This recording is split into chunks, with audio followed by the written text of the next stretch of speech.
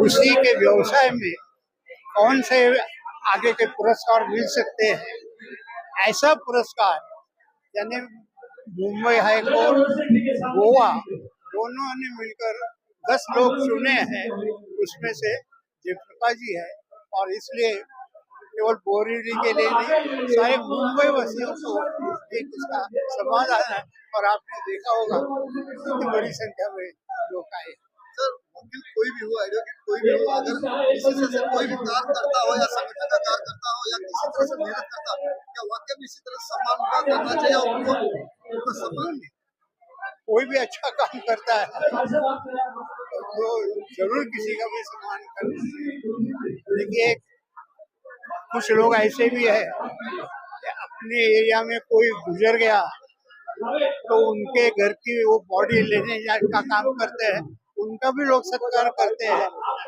जिस समाज को जिस बात की आवश्यकता है वो करना है और प्रोत्साहन देना, ये तो एक ऐसी चीज है कि सस्ते में है लेकिन इसका परिणाम अच्छा होगा। मेरे राजनीतिक 40 साल के जीवन में बहुत सारे कार्यक्रम हुए, बड़े बड़े कार्यक्रम हुए, लेकिन एक समर्पित कार्यकर्ता एडवोकेट जयप्रकाश मिश्रा जी, जिनको पूना और गोवा के बार एसोसिएशन के लोगों ने सीनियर एडवोकेट करके उनको पूना में बुलाकर उनका सम्मान किया। और जैसे ही हमें पता चला तो हमने सोचा कि जिनके नेतृत्व में पार्टी में प्रवेश किया और जिनका कामकाज को देखकर मेरा दिल्ली से लेकर दिल्ली तक का सफर पूरा हुआ, तो मेरा ही दायित्व बनता था कि उनका मैं सत्कार का कार्यक्रम यहाँ पर आयोजन करूं। और एक ही दिन के व्यवस्था में आपने देखा कि इतनी बड़ी संख्या में लोग यहाँ पर आए और एकदम उच्च कोटि के लोग इस कार्यक्रम में आए। और सबसे बड़ी विशेषता ऐसा मैं मानता हूँ, जयप्रकाश मिश्रा जी ने पूरे जीवन भर पार्टी के कार्यकर्ताओं को, आज तो कुछ इतने प्रॉब्लम्स खड़े नहीं होते, लेकिन जब पार्टी का काम हम लोगों ने 1980 के दशक में शुरू किया था, तब रोज पुलिस चौकी में दिन में 2 बार जाना पड़ता था, मुझे पार्टी के ऊपर हमेशा मोर्चा निकालना पड़ता था।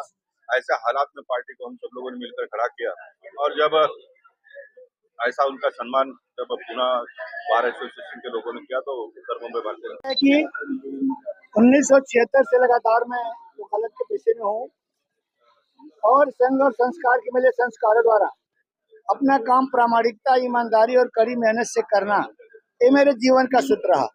मैं कभी भी क्लाइंट से पैसे के पीछे नहीं पड़ा, मैं अपने काम के पीछे हमेशा लगा रहा। और मेरे भाग्य में बहुत सारे बड़े बड़े केस आए।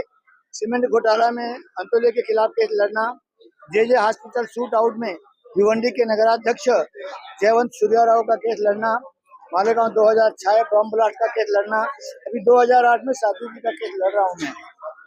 2012 से लगातार एक जज के पास एक ही केस है। मैं अपनी 40-45 साल की प्रैक्टिस छोड़ करके केवल भगवा आतंकवाद नहीं है, हिंदू आतंकवाद नहीं है, इसके खिलाफ मैं लड़ाई लड़ रहा हूँ। रोज सुबह निकलना, शाम को आना, एक दिनचर्या हो गई। भाग्य से मेरे लिए आर्थिक प्रॉब्लम इसलिए नहीं आया, मेरा लड़का भी हाई कोर्ट में प्रैक्टिस कर रहा है, सफल प्रैक्टिस है, इसलिए मुझे खाली मेरे ड्राइवर और पेट्रोल डीजल संभालना रहता है, बाकी कुछ नहीं रहता है। इसलिए वो आर्थिक, नहीं तो परिवार संभालना रहता तो रोज का रोज जाना मुश्किल हो जाता था। लेकिन ये कमिटमेंट है, संघ का आदेश है, लड़ना है, लड़ना है, लड़ना है, चाहे मेरा कुछ भी बर्बाद हो जाए। और आज का जो सरकार है